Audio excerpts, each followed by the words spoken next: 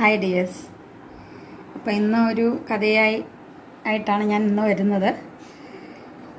ഈ കഥയിൽ എന്താണെന്ന് വെച്ചാൽ, നമ്മൾക്ക് ജീവിതത്തിൽ കിട്ടിയിരിക്കുന്ന ഓരോ വസ്തുവാണെങ്കിലും വ്യക്തികളാണെങ്കിലും അതെല്ലാം വളരെ മൂല്യമുള്ളതാണ്. ഒന്നും തള്ളിക്കളയാനുള്ളതായിട്ട് നമ്മുടെ ജീവിതത്തിൽ ഒന്നും വരുന്നില്ല. പക്ഷെ നമ്മൾ അതിൻ്റെ മൂല്യങ്ങൾ മനസ്സിലാക്കുന്നില്ല എന്നതാണ് ഏറ്റവും വലിയ സത്യം. ആരാണെങ്കിലും ഏത് വസ്തുവാണെങ്കിലും എല്ലാം നമ്മളുടെ ജീവിതത്തിലേക്ക് കടന്നു വരുന്നത് ഓരോ അർത്ഥങ്ങൾ കൊണ്ടാണ്. നമ്മളത് കണ്ടുപിടിക്കാൻ മെനക്കെടുന്നില്ല എന്നുള്ളത് ഏറ്റവും വലിയ സത്യം. അതിന് ഉദാഹരണമായിട്ട് ഇന്ന് ഞാൻ പറയുന്ന കഥ ഒന്ന് കേൾക്കൂ കേട്ടോ. ഈ കഥ കേട്ട് നിങ്ങൾക്ക് ഇഷ്ടപ്പെടുകയാണെങ്കിൽ എൻ്റെ ചാനൽ സബ്സ്ക്രൈബ് ചെയ്യുക, ഷെയർ ചെയ്യുകയും ചെയ്യുക.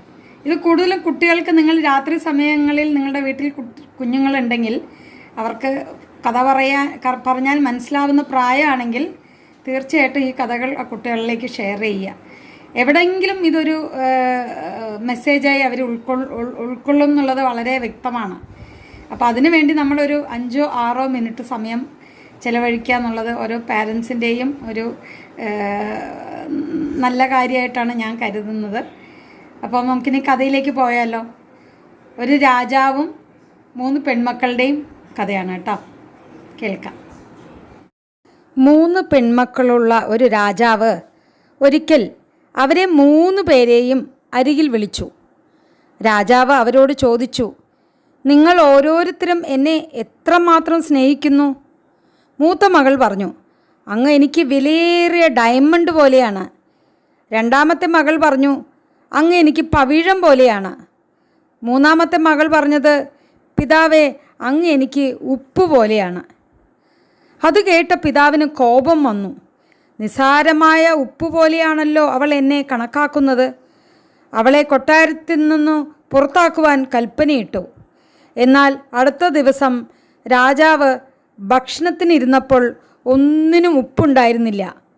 രാജാവ് പാചകക്കാരൻ്റെ നേരെ കോപിച്ചു. അയാളെ ശിക്ഷിക്കുന്ന മട്ടിലെത്തി. അപ്പോൾ മന്ത്രി ഇടപെട്ടു. അദ്ദേഹം പറഞ്ഞു, തിരുമനസ്സേ, കുറ്റം എൻ്റേതാണ്. ഞാൻ പറഞ്ഞിട്ടാണ് ഇന്ന് ഭക്ഷണത്തിന് ഉപ്പ് ചേർക്കാത്തത്. രാജാവ് മന്ത്രിയോടും കയർത്തു. എന്തുകൊണ്ടാണ് നീ അങ്ങനെ പറഞ്ഞത്? മന്ത്രി പറഞ്ഞു, നോക്കൂ രാജാവേ, ഉപ്പ് എത്രമാത്രം പ്രാധാന്യമുള്ളതാണെന്ന് ഉപ്പിൻ്റെ മഹത്വം അങ്ങ് തിരിച്ചറിയുന്നതിന് വേണ്ടിയാണ് ഞാൻ ഇങ്ങനെ പറഞ്ഞത്. അങ്ങയുടെ ഇളയ മകൾ ഇതല്ലേ ഇന്നലെ പറഞ്ഞത്? അങ്ങ് അവളുടെ ജീവിതത്തിൽ ഒരിക്കലും ഒഴിവാക്കപ്പെടുവാൻ കഴിയാത്ത വിധം ശ്രേഷ്ഠമായ ഒരു വ്യക്തിയാണെന്നല്ലേ അവൾ അർത്ഥമാക്കിയത്. പക്ഷെ അങ്ങേക്കത് മനസ്സിലായില്ല. അങ്ങ് ആ കുമാരിയെ കൊട്ടാരത്തിന് പുറത്താക്കിയില്ലേ? അപ്പോൾ രാജാവിന് തൻ്റെ മകൾ പറഞ്ഞത് മനസ്സിലായി. അവളെ തിരികെ കൊട്ടാരത്തിൽ കൊണ്ടുവരുവാൻ ഏർപ്പാട് ചെയ്തു. മന്ത്രിക്ക് സമ്മാനങ്ങളും നൽകി.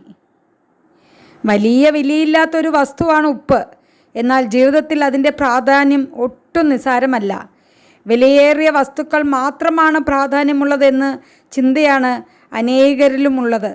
എന്നാൽ അത് തെറ്റായ ഒരു ചിന്തയാണ്. ഭക്ഷണം രുചിപ്രദമാക്കുന്നത് ഉപ്പാണ്.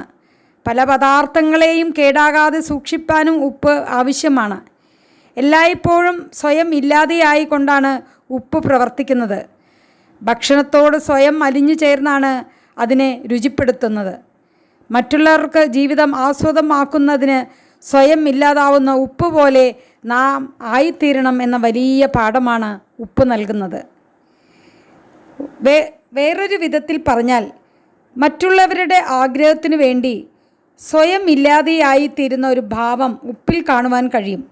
സ്വന്തം ജീവിതം കൊണ്ട് നാം ഓരോരുത്തരും എങ്ങനെയാണ് ജീവിക്കേണ്ടതെന്ന് പഠിപ്പിക്കുന്ന ഗുരുവായി ഉപ്പ് ഇവിടെ മാറുന്നു.